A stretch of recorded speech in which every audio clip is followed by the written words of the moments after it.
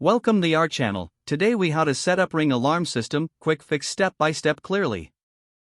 Unbox your Ring alarm system and lay out all components.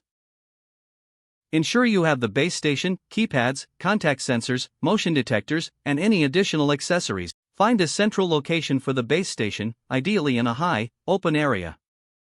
Plug the base station into a power outlet. Wait for the base station to power on and connect to your Wi-Fi. Download the Ring app on your smartphone if you haven't done so already. Open the app and create or log in to your Ring account. On the app's home screen, tap on Set up a device.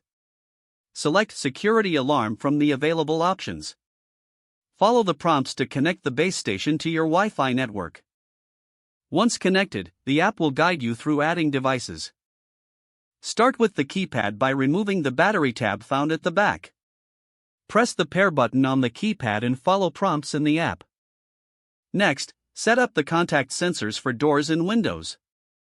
Remove the adhesive backing and place the sensor on the door or window frame.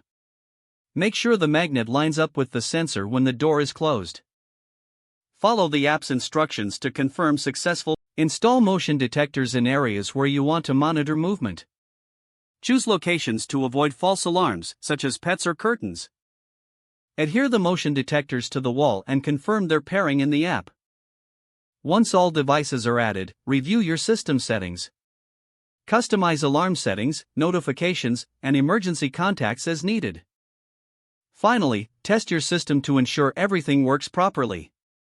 Walk through your home and open/close sensors, triggering the alarm. Adjust any settings based on your preferences and security needs. Your Ring alarm system is now ready and set for use. If the page does not load, refresh the browser or try again in a private or incognito window. Make sure you are using the correct email address, then retype it carefully to avoid small typos.